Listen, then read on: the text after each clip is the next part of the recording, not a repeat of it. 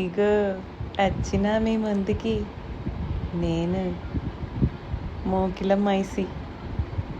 మస్తు మాటలు, జబర్దస్త్ ట్వీటులు. మీ ముందుకి ఎందుకు వచ్చినా అనుకుంటున్నారా? ఎందుకు వచ్చినాను తెలుసా? మంచిగా ఇన్సల్ట్ చేసుకోనీకే నన్ను. ఇన్సల్ట్ కాదు అత్త, అది ఇంట్రడక్షన్.